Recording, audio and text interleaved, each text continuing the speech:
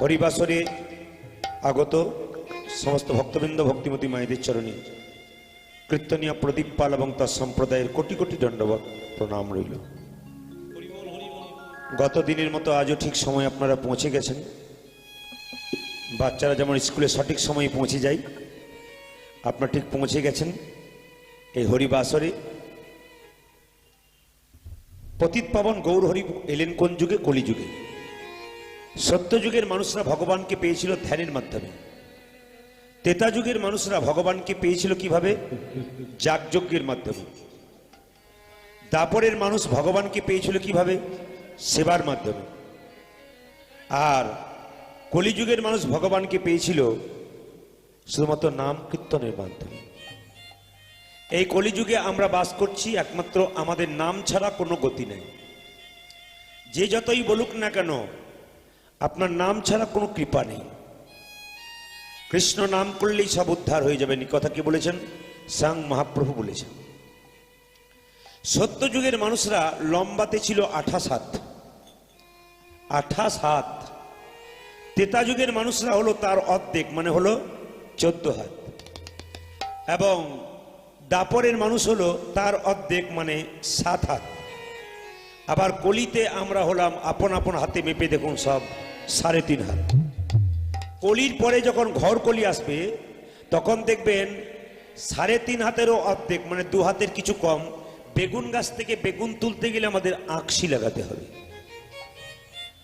আমাদের ধৈর্য যেমন কমছে, আমাদের আয়ু তেমন কমছে। আজকে কীর্তনে আলোচ্য বিষয় হবে এইটাই,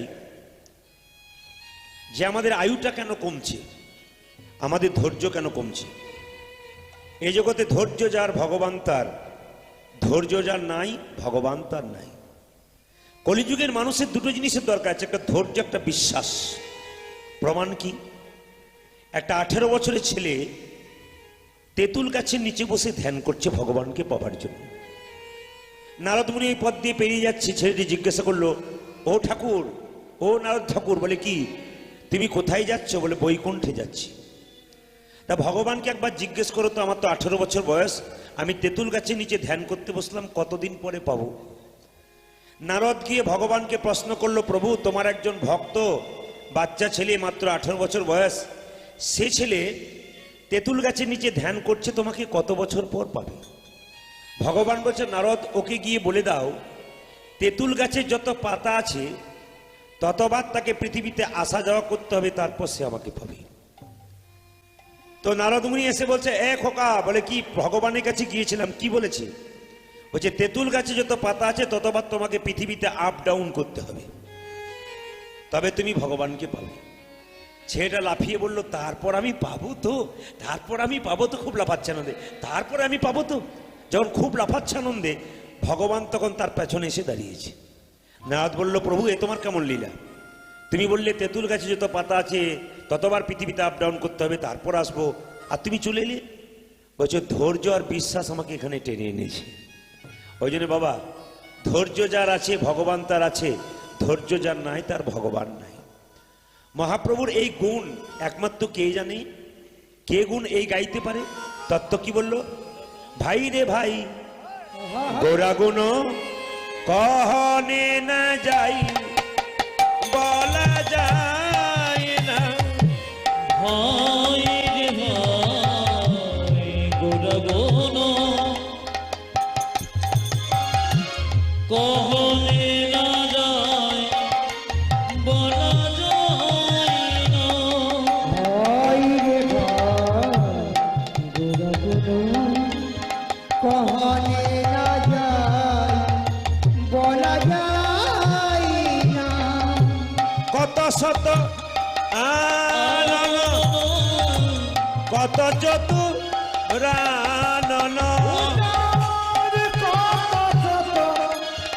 রানন কত চতুরা, কত কত আনন, কত চতুরা বরণিয়া ওর নাহি পাই, নাহি পাই, বরণের ওর নাহি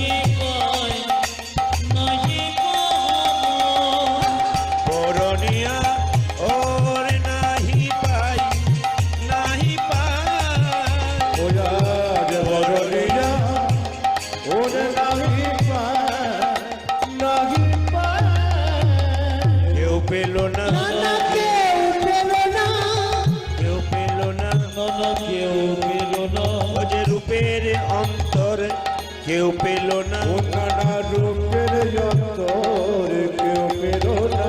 রূপের অন্তরে কেউ পেল না। ওই রূপের অন্তর কেউ পেল না। কত এলো আর কত গেল রে, রূপের অন্তরে কেউ পেল না। আমার কত কত এলো আর কত গেল নি রূপের অঞ্চল কেউ পেল না। কত এলো আর কত গেল রে, রূপের অন্তরে কেউ পেল না। কত এলো আর কত এলো রে রূপের অন্তর কেউ পেল না। হরিয়া হরি নাই কি পাই নাই আরে হরিয়া হরি নাই। বলা যায় না। মহাপ্রভু একা এলেন না, দাদা নিতাইকে নিয়ে এলেন। নিতাই চাঁদকে বললো, দাদা জীবের দ্বারে হরিনাম দাও। মাইরা নিতাই চাঁদ প্রত্যেকটা জীবের দ্বারে হরিনাম দিতে গেলেন। যে কথাগুলো নিতাই চাঁদ বললেন সেগুলো আমার কথা নয়, নিতাই চাঁদের কথা। কেউ কিন্তু অভিমান করবেন না, রাগ করবেন না, ভাবনা চিন্তা করে কথাগুলো শুনবেন। নিতাই চাঁদ বলল, যারা যারা হরিনাম করবে তাদের 3টে নিয়ম পালন করতে হবে। আপনারা যদি পারেন তো খুব ভালো। প্রথম নিয়মটা কি? নিরামিষ খেতে হবে।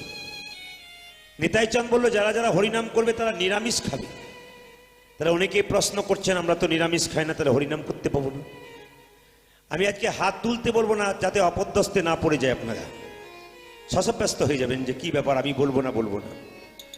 নিরামিষ খাবেন কেন একটু ছোট্ট ছোট্ট করে বুঝিয়ে দিই মায়েরা। যে বট গাছ দেখেছেন তো নাকি, না শুনেছেন তো? বট গাছ দেখবেন মায়েরা, ধীরে ধীরে বাড়ে, বহুদিন পরে মরে। নিরামিষ যারা খায় তারা কেমন? বট গাছের মতো, ধীরে ধীরে বাড়ে, বহুদিন পরে মরে। আমিষ খায় তারা কেমন? কলা গাছের মতো, হুড় হুড় করে বাড়ে আর হুড় হুড় করে পড়ে। দেখবেন যে যত আমিষ খায় সে তত শরীরটাকে রোগের ঘর করে নেয়। আপনি চেন্নাই, ভেলোর বড় বড় ডাক্তারের কাছে যান, দেখবেন আপনাকে উপদেশ দেবে, চেষ্টা করবেন নিরামিষ খাবার, সুস্থ থাকবেন। কিন্তু আমরা চেষ্টা করলে কি হবে? জীব তো আমাদের মানে না, দেখলেই তো লক লক লক লক করে, তাহলে কি করে মানবো? নিরামিষ খেতে হবে। দেখুন, গাভী নিরামিষ খায়, তার দুধ গোবিন্দ সেবায় লাগে। গাভী নিরামিষ খায়, তার দুগ্ধ খেলে আমাদের শরীরে পুষ্ট হয়। একজন মাংস খেলে জানা ক্ষমতা হয়, দুধ খেলে তার চাইতে অনেক ক্ষমতা হয়ে যায়। একটা বাঘ যখন একটা হরিণের পেছনে ছোটে, হরিণ দেখবেন নিরামিষ খায়, বাঘ দেখবেন আমিষ খায়। হরিণ ছুটতে থাকে, হরিণকে ধরতে পারে না বাঘ। কখন ধরে? হরিণ যখন হোঁচট খেয়ে পড়ে যায় তখন। হরিণকে ধরতে না পারলে, হরিণ যদি ছুটে যায়, ও দেখবেন হ্যাসপ্যাস হ্যাসপ্যাস করে না, আর বাঘ দেখবেন করবেই। এ নিয়ম। এই জন্য আপনাদের কাছে বলা রইল, কালকে বলেছিলাম, যে যত ভোগী সে তত রোগী, যে যত ত্যাগী সে তত নিরোগী। ওই জন্য জীবনে কিছু ত্যাগ স্বীকার করুন, কিছু পাবেন। আর যদি ভোগ স্বীকার করবেন তো আপনি তাড়াতাড়ি যাবার পথটা পরিষ্কার করবেন। তো নিরামিষ খেতে হবে, কি বললো? নিতাই চাঁদ বলল। দ্বিতীয় কথা কি, নিয়ম কি? মিথ্যা কথা বলা ছাড়তে হবে। আপনারা কে কে পারবেন মিথ্যা কথা বলা ছাড়তে? এখানে বসে কেউ বলেন না, মানে অন্য জায়গার জন্য বললাম। মিথ্যে কথা বলা ছাড়তে পারবেন না কেন বলুন তো? তবে হ্যাঁ, জীবনে মিথ্যা কথা বলতে হয়। কখন? প্রয়োজনে, জীবন বাঁচানোর জন্য। কখন? একটা লোক একটা গাভীকে তেড়ে আসছে, তাকে ধরবে, তারপর কাটবে।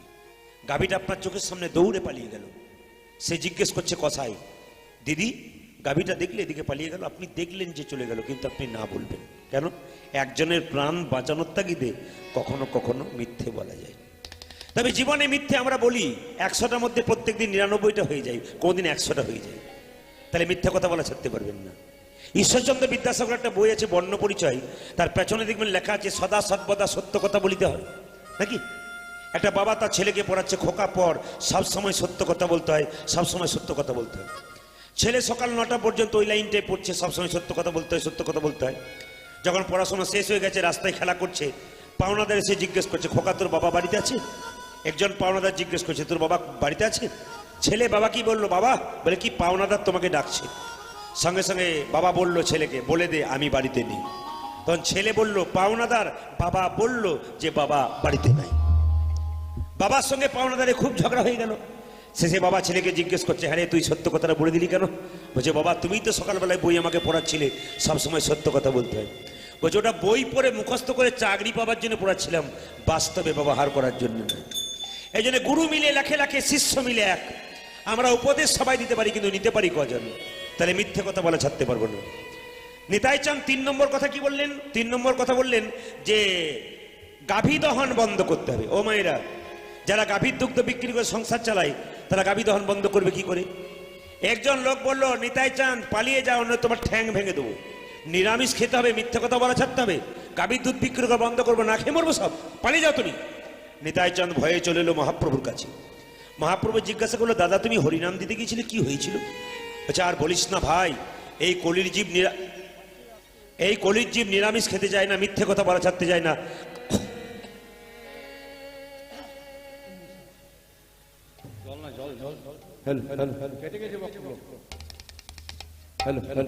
জয় নিতাই।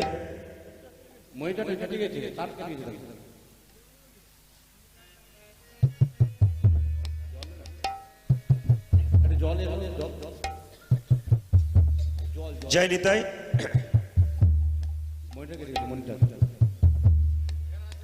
জয় নিতাই।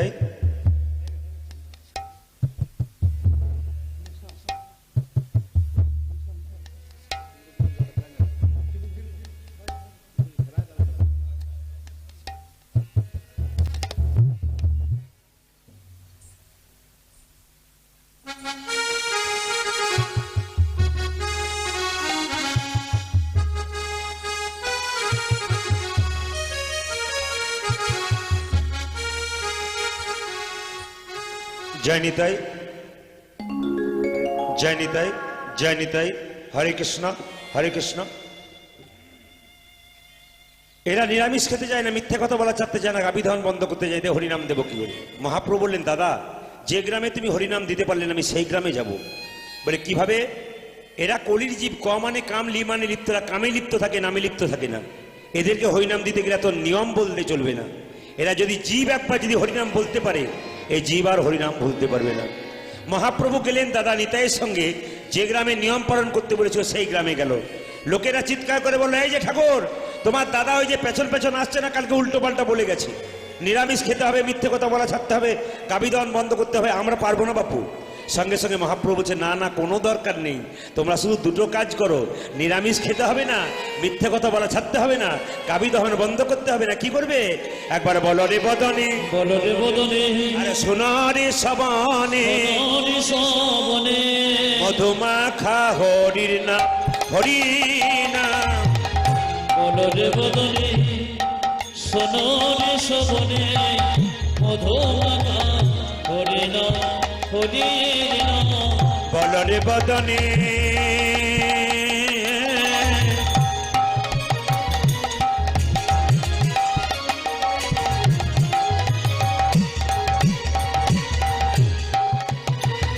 আবার শোনো রে শ্রবণে, মধুমাখা হরির নাম। বলে যে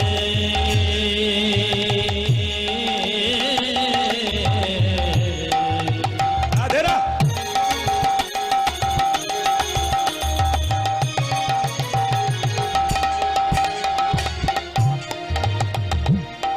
একবার মধু হরি নাম বলো,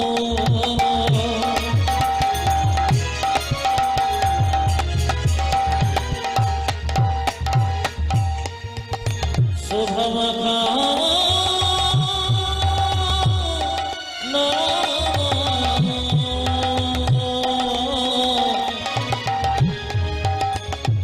বলো রে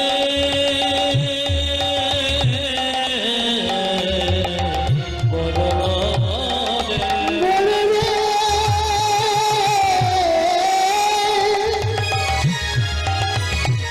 একেবারে বদন ভরে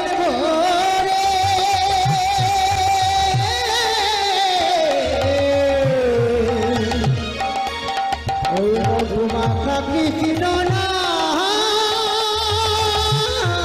বলো, ওরে কলি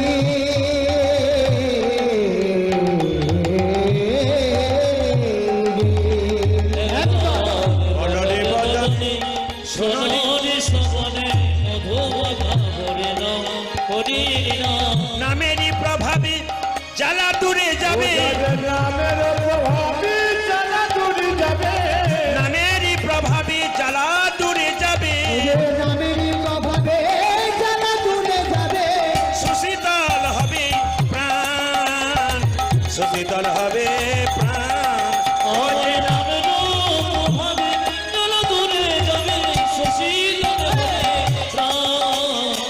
বসে তোর হরি প্রাণ বদন ভরে বলরে হরি ভরে বলরে হরি বদন ভরি বলরে হরি বদন ভরে বলরে ভরি দূরে হে যাবে পাপ তার তরি বদন ভরে বলরে হরি দূরে যাবে পাপ্পা করি বদন ভরে বলরে হরি দূরে যাবে পাপ তার তরি বদন ভরে বলরে হরি তুমি কালে পাতার করি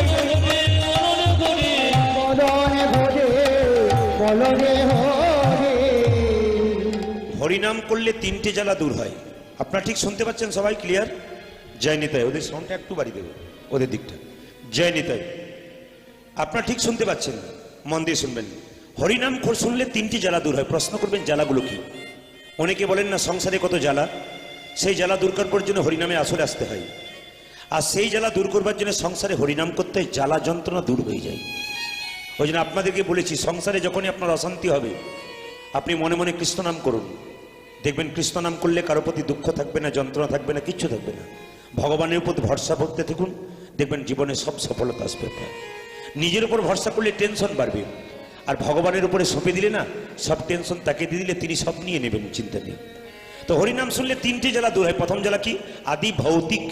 দ্বিতীয় কি? আদি দৈবিক। তৃতীয় কি? আদি আধ্যাত্মিক। আদি ভৌতিক মানে কি?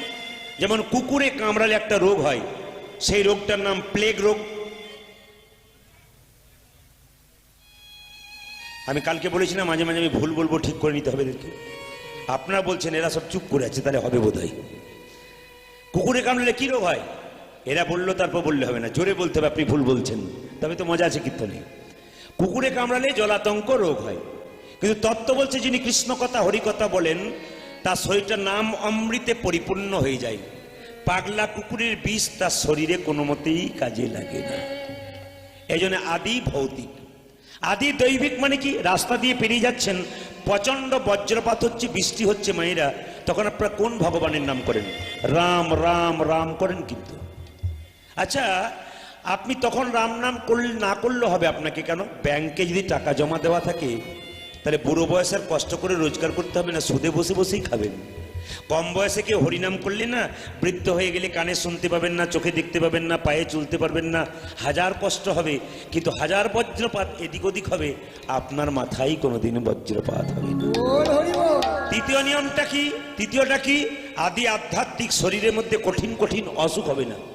দেখবেন মায়েরা, সংসারে যতক্ষণ আপনি কর্ম করছেন সংসার আপনাকে ভালোবাসছে। আপনি কর্ম করা বন্ধ করুন, দেখুন আপনাকে সংসার কি করে। আপনার শরীর খারাপ হয়ে যাক, খাটে 10 দিন শুয়ে থাকুন, বাড়ির লোক ডাক্তারকে দেখে বলবে আর পারি না, এবার দেখুন তো কদিন আছে, বাঁচবে তো, তাহলে সেরকম ব্যবস্থা নেবে। দাদা ভাইদের ক্ষেত্রেও ঠিক তাই। যতক্ষণ সংসারকে দেবেন সংসার আপনাকে ভালোবাসবে, আপনি দেওয়া বন্ধ করে দিন, দেখুন সংসার আপনাকে ভালোবাসবে। রাজা দশরথ যখন 72 বছর বয়স হয়েছিল, রামচন্দ্রকে রাজত্ব দেবে, সেই সময় সে দেখতে পেল আমার রাজমুকুটটা হেলে গেছে। রাজমুকুট হেলে গেছে, তার মানে বলতে চাইছে মুকুটটা আর তোমার মাথায় থাকবো না। আচ্ছা বাবা, আপনারা যারা কীর্তন শুনতে এসছেন, সংসারের মালিক তো ভগবান, কিন্তু যে পরিবারে আপনি আছেন সরকারের খাতায় মালিকের নামটা তো আপনার হাতে আছে, আপনার নামই তো আছে। তা আপনার রাজমুকুটটা হেলে গেছে, আপনি কি করে বুঝবেন? যখন আপনি সারাদিন কাজকর্ম করার পর বেলা 2টোর সময় রোদ্রে ঘুরে বাড়ি আসবেন, বৌমাকে 1 গ্লাস জল চাইবেন, 1 ঘন্টা পর 1 গ্লাস জল আসবে, তখন আপনিও বুঝবেন আপনার মুকুটটা হেলে গেছে, আপনাকে সংসার চাইছে না। নিবেদিতা এর প্রত্যেকটি জিনিস তত্ত্বের সঙ্গে মেশানো আছে। এই জন্য বলে রাখি আপনাদের, হরিনাম শুনলে 3টে জ্বালা দূর হয়ে যায় বাবা। শরীরের মধ্যে কঠিন রোগ হবে না, চলতে ফিরতে খেতে শুতেই নিতাই গৌর হরি বল হয়ে যাবে। এই জন্যে নিতাই চাঁদকে মহাপ্রভু বললো, তোমাকে কিচ্ছু বলা দরকার আমি বলবো। কলিরজি বলল, ঠাকুর কাল তোমার দাদা বলেছে নিরামিষ খেতে হবে, মিথ্যে কথা বলা ছাড়তে হবে, গাভী দহন বন্ধ করতে হবে, আমরা পারবো না। মহাপ্রভু বললো, না না কিছুই করতে হবে না। কি? তোমরা এক কাজ করো, ধরো যুবতীর কোল, তোমরা ধরো যুবতীর কোল, খাও মাগুর মাছের ঝোল, খাও মাগুর মাছের ঝোল, বলো প্রাণে ভরে হরি বল হরি। হরি হরি বেশ বেশ। আচ্ছা, আমি হাতটা ঘোরালে যে হরিবল বলতে হবে তা না, আপনাকে বুঝে বলতে হবে। কিন্তু বলছে হরে কৃষ্ণ, গুরু মন্ত্র আপনি ভজনা করবেন, কিন্তু মন্ত্রটাকে জেনে ভজনা করলে কি লাভ, না জেনে ভজনা মানে বুঝে ভজনা করলে কি লাভ, না বুঝে ভজনা করলে কি লাভ। একটা চৌবাচ্চাতে যদি একটা পাইপ থাকে জল বেরোতে দেরি লাগবে, একটা চৌবাচ্চায় দুটো পাইপ থাকলে জল তাড়াতাড়ি বেরিয়ে যাবে। বুঝে যদি মন্ত্র ভজনা করেন আপনার তাড়াতাড়ি কৃপা হবে, আর না বুঝে করলে হবে কিন্তু ধীরে ধীরে হবে, একটা পাইপের মতো হবে। এই জন্য আমি যে বললাম যে ধরো যুবতীর কোল খাও মাগুর মাছের ঝোল, আর বলো হরিবল হরিবল, আপনার হাত তুলে হরিবল বলে দিলেন, বুঝলেন কাকে যুবতীর কোল বলে আর কাকে মাগুর মাছের ঝোল বলে? না বুঝি না, আপনি কি আর ভুল বোঝাবেন, ঠিকই বোঝাবেন, এই দিয়ে তাকাবেন। বলছে ধরো যুবতীর কোল, কেউ বুঝতে পারলো না, কিন্তু সাধারণ ভক্ত বলল ঠাকুর যুবতীর কোল, দারুণ কথা বলেছো, এ কথা তোমার দাদা কালকে বললে আমরা তো হরিবল বলেই দিতাম। আর মাগুর মাছের ঝোল বাজার থেকে কিনে না 500 টাকা কেজি, ও মাসে তো আরো ভালো। সবাই হরিবল বলে ফেললো, কিন্তু একজন বৃদ্ধ লোক একটা লাঠিকে হাতে নিয়ে কাঁদতে কাঁদতে বলল ঠাকুর তুমি যে বললে যুবতীর কোল ধরতে, আমার যে চামড়া জড়ো হয়ে গেছে, আমি যুবতীর কোল ধরবো কি করে? আমি যে মাগুর মাছের ঝোল খেতে বলছে, আমার জিভের স্বাদ নাই, আমি মাগুর মাছের ঝোল খাবো কি করে? বৃদ্ধ কেঁদে কেঁদে বলছে আমি কেমন করে ডাকবো হরি, বলো না আমায়, বলো না আমায়, আমি আমি কেমন করে ডাকিব হরি, বলো গো আমায়, বলো গো আমি কেমন করে ডাকবো হরি, বলো গো আমায়, বলো গো আমায়, আমি কেমন করে ডাকিব হরি, বলো গো আমায়, বলো গো আমায়। কেমন করে বাসবো ভালো, বলো না আমায়, ওই আমি কেমন করে বাঁচিব ভালো, বলো গো আমায়। কেমন করে বাসবো ভালো, বলো গো আমায়, আমি কেমন করে বাসব ভালো, বলো গো আমায়, আমি কেমন করে ডাকিব হরি, বলো গো আমায়, বলো গো আমায়। কেমন করে ডাকিব হরি, বলো গো আমায়, বলো গো আমায়। তুমি নাকি দয়াল ঠাকুর, দয়া করো আমারে, আমি পতিত পড়ে আছি, কৃপা করো আমারে। তুমি নাকি দয়াল ঠাকুর, দয়া করো আমারে, আমি প্রতিদিন পড়ে আছি, কৃপা করো আমারে। তুমি নাকি দয়াল ঠাকুর, দয়া করো আমারে, আমি পতিত পড়ে আছি, কৃপা করো আমারে। আজ তুমি নাকি দয়াল ঠাকুর, দয়া করো আমারে, আমি গতি করে আছি, কৃপা করো আমারে। আমি কেমন করে ডাকবো হরি, বলো গো আমায়, বলো গো আমায়, ওই আমি কেমন করে ডাকিব হরি, বলো গো আমায়, বলো গো আমায়। বৃদ্ধ তুমি কিছু বুঝেছো? তুমি বাইরের কথাটা বুঝলে, ভেতরের তত্ত্বটা বুঝেছো? কাকে বলে যুবতীর কোল, কাকে বলে মাগুর মাছের ঝোল? মায়েরা তত্ত্বগুলো শুনবেন। যুবতীর কোল কাকে বলে? মেয়েদেরকে যুবতী বলে, আমরা জানি। এই যুবতীর কথা মহাপ্রভু বললেন না। একটা সংসারে একটা মেয়ে বছরে একটা বাচ্চা জন্ম দেন, কোনো কোনো মেয়ে একসঙ্গে দুটো বাচ্চা জন্ম দেয়, কে আবার তিনটেও দেয়। একে যুবতী বলছে না মহাপ্রভু। কাকে যুবতী বলছে? বলছে যার কোলে প্রত্যেক দিন লাখ লাখ কোটি কোটি বাচ্চার জন্ম হয়, তিনি চির যৌবনা চির যুবতী। তিনি কে? তিনি হলেন পৃথিবী যুবতী। ধরবে যদি পৃথিবী যুবতীর কোল ধরো। এই কোলে আমাদের সংসারে আসতে হয়েছে, এই কোলে আমাদের সংসার করতে হবে, এই যুবতীর কোল ধরে শ্মশান ঘাটের চিতাতে নিতাই গৌর হরি বল বলে আবার চলে যেতে হবে। ধরো যুবতীর কোল, খাও মাগুর মাছের ঝোল। মাগুর মাছের ঝোল কাকে বলে বাবা? বাজার থেকে কিনে আনা 500 টাকা কেজি মাগুর মাছ না, না। তত্ত্ব কি বলছে? সংসারের মায়াতে আবদ্ধ হয়ে আমরা থাকি। কেউ যদি মারা যায় তার বিরহ ব্যথায় কাঁদি, কিন্তু কোনো কৃষ্ণ ভক্ত যদি একবার হা কৃষ্ণ প্রাণ গোবিন্দ বলে একবার কাঁদতে পারে, আর তার কাঁদা বদনের জল যদি একবার মুখের মধ্যে প্রবেশ করে, ওইটাই হবে মাগুর মাছ। তাই গৌর হরি বল, হরি বল। কৃষ্ণ বলে যে জানি একবার কাঁদতে পারবি, কাঁদিতে পারিবে। তার জীবনে সফল হবে গো। মায়েরা, নারদ মুনি ভগবানকে প্রশ্ন করেছিল, প্রভু ভক্ত তোমাকে কি দিলে খুশি হও? ভগবান জিজ্ঞেস করেছিল, এই প্রশ্ন করলে কেন? অনেক ভক্তের মনে প্রশ্ন জাগে, ভগবান তোমাকে অনেক কিছু দিয়ে তুমি কোন জিনিসে খুশি হও? মায়েরা, একটু সুন্দর কথা জেনে নিন। ভগবান নিজের মুখে বলেছেন নারদকে। নারদ বলছে, প্রভু তোমাকে কি দিলে ভক্ত কি দিলে তুমি খুশি হও? ভগবান বলছে, নারদ, কোনো ভক্ত যদি আমার চরণে দুটো ফুল দেয় আমি খুশি হয়ে যাই। আচ্ছা প্রভু, যদি ভক্তের কাছে ফুল না থাকে সে তোমাকে কি দেবে? যদি ফুল না থাকে তবে আমার চরণে একটু তুলসী পত্র দেবে, আমি খুশি হয়ে যাব। আচ্ছা প্রভু, ধরো সেই ভক্তের কাছে তুলসী পত্র নেই, সে তোমাকে কি দেবে? নাই বা রইল তুলসী পত্র, সে দেবে আমার চরণে একটু গঙ্গা জল, আমি খুশি হয়ে যাব। আচ্ছা প্রভু, সব জায়গা তো আর বহরমপুর নয় যে গঙ্গার জল পেয়ে যাবে। এমন এমন জায়গা আছে গঙ্গা নাই, সেখানকার মানুষ কি করবে? নাই বা রইল গঙ্গার জল। প্রত্যেকটি ভক্তের শরীরে দুটি নদী দিয়েছি, একটা গঙ্গা, একটি যমুনা। এই গঙ্গা যমুনা নামক নয়নের জল যদি কেউ আমার চরণ ধুইয়ে দিতে পারে, তাকে আমার দাস হতে হয় না, আমি তার দাস।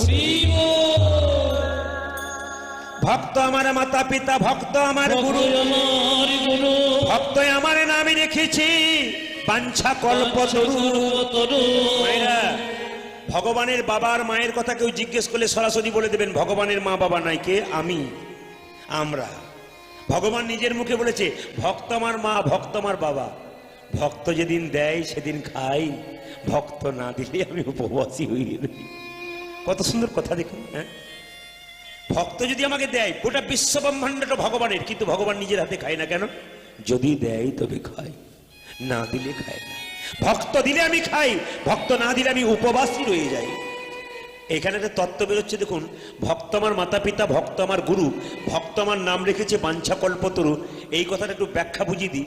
একদিন রামচন্দ্রের কাছে হনুমান জিজ্ঞেস করছে, প্রভু তুমি তো আমার গুরু, কিন্তু তোমার গুরু কে? তাকে একবার দেখতে চাই। বলছে, এক কাজ করো, এখান থেকে সোজা চলে যাও, দেখতে পাবে একটা সরজু নদী আছে, ওই সরজু নদীর তীরে একটা পাহাড় আছে, ওই পাহাড়ের গুহার মধ্যে আমার গুরু শুয়ে আছে, এইদিকে পা করে শুয়ে আছে, তুমি একবার যাও। বলছে, আচ্ছা আপনার গুরুকে আমি দেখতে চাই না, আমি আপনার গুরুর চরণ দর্শন করতে চাই। কারণ আপনি যে আমার গুরু, তার গুরু আবার কত বড়, তার চরণ একবার দেখতে চাই। রামচন্দ্র বলল, তাহলে তুমি চলে যাও, সরজু নদীর সোজা চলে যাও, যেতে যেতে একবার সোজা দেখবে একটা পাহাড়ের গর্তের মধ্যে, গুহার মধ্যে পা দুটো লম্বা করে বাইরের দিকে শুয়ে আছে, ওটা আমার গুরু। মায়েরা, হনুমান ছুটতে ছুটতে গেল, গিয়ে কি দেখলো জানেন? একজন শুয়ে আছে ঠিক কথা, কিন্তু গোটা শরীরে কাপড় ঢাকা দিয়ে শুয়ে আছে। যে না কাপড় ঢাকা দিয়ে শুয়ে আছে, সঙ্গে সঙ্গে কি করেছে, সঙ্গে সঙ্গে যে না দর্শন করছে, দেখছে যে বাহ বাহ বাহ, কাপড় ঢাকা দিয়ে শুয়ে আছে, কিন্তু চরণ দুটো কত সুন্দর গো। যার চরণ এত সুন্দর, তার বদন কেমন হবে? হনুমান মনে মনে ভাবছে, যার চরণ দুটো এত সুন্দর ঝকঝক করছে, তার বদনটা না কত। এই বলে যেই না মাথার দিকটা খুলতে গেছে, ওই দিকেও দুটো চরণ দেখতে পেয়েছে। হনুমান মনে মনে ভাবছে, তাহলে আমার গুরুর কি বদন, গুরুদেবের কি বদন নাই, শুধু চরণই আছে, খালি পা দেখতে পাচ্ছি, মাথা দেখতে পাচ্ছি। সোজা ছুটে এলো হনুমান, রামচন্দ্রকে জিজ্ঞেস, প্রভু তোমার গুরু দর্শন করতে গিয়েছিলাম, যেই না ভাবলাম চরণটা এত সুন্দর, তার বদনটা কেমন, বদন দিকটা খুলতে গেছে, ওই দিকেও চরণ।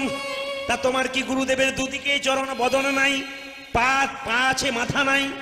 সঙ্গে সঙ্গে রামচন্দ্র বলল, আরে হনুমান, তুই যাবার সময় আমাকে কি বলেছিস? হ্যাঁ বাচ্চা সত বল, তুই যাবার সময় কি বলেছিলি? গুরুদেবের চরণ দর্শন করবো। তুই কি বলেছিস যে বদন দর্শন করবো? বদন দর্শন করলে বদন দেখতে পেতিস? বলছি, তাহলে আমাকে তুমি দেখিয়ে দাও তোমার গুরুদেবের বদন কেমন। বলে, আরেকবার যা। বলে, কোথায়? তোকে আর গুহাতে যেতে হবে না, আর ওই গুরুদেবের চরণ বদন দেখতে হবে না, তুই সরজু নদীর জলের সামনে দাঁড়াবি, এমনি করে তাকাবি, দেখবি জলের মধ্যে আমার গুরুদেবের বদন দেখতে পাবি। এখন এইদিকে এখন লক্ষ্য করুন, যেই না হনুমান গেছে অমনি সঙ্গে সঙ্গে সরজু নদীর জলের মধ্যে নিজের মুখটাকে বারবার দেখছে আর মনে মনে ভাবছে এটা দেখলে আমারই মুখ দেখতে পাচ্ছি, তাহলে গুরুটা কোথায়? যখন বারবার জলটাকে ঘেঁটলাচ্ছে তখন দেখছি এ তো কেউ নেই, কোথাও নেই। মনে মনে ভাবছি তো আশ্চর্য কথা বললো, ছুটে এলো। আচ্ছা প্রভু, তুমি যে বললে সরজু নদীর জলের মধ্যে আমার গুরুকে দেখতে পাবো, তো কই দেখতে পেলো, কারণ আমার মুখটাকে দেখতে পাচ্ছি। বলছে ভক্ত আমার মাতা পিতা, ভক্ত আমার গুরু, ভক্ত আমার নাম রেখেছে বাঞ্ছা কল্পতরু। তা ভক্ত যদি আমার মা বাবা হয়, ওরে হনুমান তুই তোর মুখটা দেখবি না, তুই কি অন্য লোকের মুখ দেখবি? নেতাই বল, হরি বল। আপনাদের কাছে নিবেদন রইল, ভক্ত আমার মাতা পিতা, ভক্ত আমার গুরু, ভক্ত আমার নাম রেখেছে বাঞ্ছা কল্পতরু। তাই মহাপ্রভু কি করলেন, নেতাই চাঁদকে নিজের দ্বারে হরি নাম দিলেন। যাকে দেখছে তাকে বলছে পথিগিরে ও তোর ভাবে না কিসের আছে, হরি বল বলে বাহু তুলে আই নিচে নিচে। পথিরে ও তোর ভাবে না কিসে আছে, হরি বল বলে বাহু তুলে আই নেচে নেচে। পথিরে ও তোর ভাবে না কিসের আছে, হরি বল বলে বাহু তুলে আই নিচে নিচে। পথিরে মধুর ভাবে নাকি দেরি আছে, হরি বল বলে বাহু তুলে আয় নেচে নেচে। এ ঠাকুর, জোর করে হরি নাম দিয়ে তোমার বুকে মারবো, তোমার বুকে মারবো, তুই আমার বুকে লাথি মারবি? ওরে, একটা ছেলে যদি বাবার বুকে লাথি মারে, বাবা কি ঘুরে ছেলেকে মারতে পারে? শিশু পুত্র মারিলে লাথি, দোষ কি রে হয় পিতার কাছে, শিশু পুত্র মারিলে লাথি, দোষ কে রে হবে তোর কাছে। শিশু পুত্র মারিলে লাথি, দোষ কি রে হয় পিতার। মারলো লাথে পথিরে হয় তারি সাধু।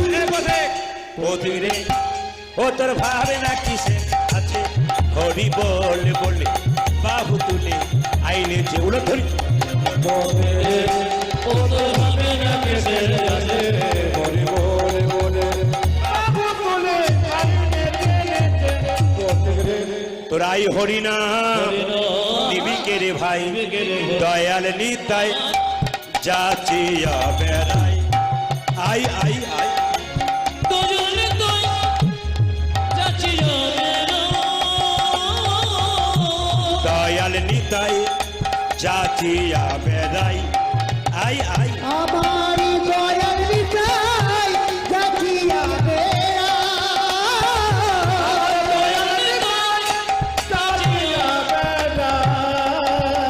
দিতেছে নিতাই যাচিয়া যাচিয়া, রেখেছে নিতাই যাচিয়া যাচিয়া। দিতেছে নিতাই যাচিয়া যাচিয়া। যাচিয়া যাচিয়া লোকের প্রেম লুট করিয়া দিতেছে নিতাই যাচিয়া যাচিয়া। গোলকের প্রেম লুট করিয়া দিতেছে নিতাই যাচিয়া যাচিয়া। গোলকের প্রেম লুট করিয়া দিতেছে নিতাই যাচিয়া যাচিয়া। লোকের প্রেমে লুট করিয়া দিতেছে নিতাই যাচিয়া যাচিয়া। দিতেছে নিতাই যাচিয়া যাচিয়া। তোরা লাই হরিনা নিবিকে রে ভাই, দয়াল নিতাই যাচিয়া বেড়া। আমার দয়াল নিতাই যাচিয়া বেড়া। এক রাজা একটি প্রশ্ন করেছিল, সেই প্রশ্নের উত্তর আপনারা যদি দিতে পারেন তার রাজত্ব পেয়ে যাবেন। রাজা স্বীকার করেছে যদি আমার প্রশ্নের উত্তর কেউ দিতে পারে তবে রাজত্ব দিয়ে দেবো। মায়েরা, একটি প্রশ্ন আমি করে যাব, এটা আমার নয়, রাজার প্রশ্ন। মন্ত্রীকে বলেছে, মন্ত্রী চারিদিকে ঢোল বাজিয়ে খবরটা দাও, যদি আমার প্রশ্নের উত্তর কেউ দিতে পারে তাকে রাজত্ব দিয়ে দেবো। তা আপনারা মনে মনে ভাবছেন প্রশ্নটা কি, বলবো না ছেড়ে দেবো? না, বলেই দিই যদি রাজত্ব পাওয়ার চান্স থাকে আপনাদের। হ্যাঁ, এই দিকে তাকাবেন। এখন কথা হচ্ছে কি, রাজা প্রশ্ন করেছে ভগবান কোথায় থাকে। মায়েদের কারো জানা আছে? দু চারজন এরকম করে দেখাচ্ছেন এখানে থাকে। যদি ভগবান এখানে থাকে তাহলে আপনি তো ভগবান, ভগবানের কাছে যাবেন কেন? কি বলছে, ভগবান কোথায় থাকে? এ মন্ত্রী, ঢোল বাজিয়ে চারদিকে খবরটা দাও, ভগবান কোথায় থাকে। মন্ত্রী কি করেছে, ঢোল বাজিয়ে চারদিকে খবর দিল। আরে জবর খবর, জবর খবর। রাজার মনে একটি প্রশ্ন জেগেছে, বলে কি, ভগবান কোথায় থাকে। যদি কেউ উত্তর দিতে পারে তবে সে রাজত্ব পেয়ে যাবে। এইদিকে তাকাবেন। যে না প্রশ্নটি করেছে, কত পণ্ডিত এলো গেল না যায় তার গোনা, রাজার যেমন প্রশ্ন তেমনি রইল, উত্তর কিন্তু হলো না। মায়েরা দেখুন কত বড় বড় পণ্ডিত এলো, তারা পারলো না উত্তর দিতে। এখন মন্ত্রী যখন গালে হাত দিয়ে রাজবাড়ির দিকে ঢুকতে যাচ্ছে, তখন একটা ভিখারির ছেলে ছেঁড়া কাপড় পরে পোড়া রুটি খাচ্ছিল। ওকে জিজ্ঞেস করছে, ও জিজ্ঞেস করছে, এই যে মন্ত্রী মশাই, রাজবাড়ির দিকে যাচ্ছ, এত লোক যাওয়া আসা করছে, ভোজ হচ্ছে নাকি? বলে তাতে তোর কি গেল? তাহলে পেট ভরে খেতাম। রাজার হলো মনের জ্বালা, এ বেটার পেটের জ্বালা, শুধু খাবি। আরে পেট ভরে খাবি চিরকাল যদি তুই রাজা হতে পারবি। বলে কিরকম? একটি প্রশ্নের উত্তর দিলেই তুই রাজা হয়ে যাবি। ছেলে বলল, প্রশ্নটা করো। বলছে, ভগবান কোথায় থাকে? সঙ্গে সঙ্গে ছেলে বলল, বাবা এর মতো সহজ উত্তর আর আছে? যখনই বলেছে এর মতো সহজ উত্তর আর আছে, যখনই বলেছে এর মতো সহজ উত্তর আর আছে, সঙ্গে সঙ্গে মন্ত্রী তো চমকি গেছে, কত পণ্ডিত এলো, তারা পারল না, তুই কি করে পারবি? সঙ্গে সঙ্গে ছেলেটা বলছে, পণ্ডিত যে জনা আজন্ম কানা, বেটা সবাইকে বোঝায়, নিজেই বোঝে নাকি?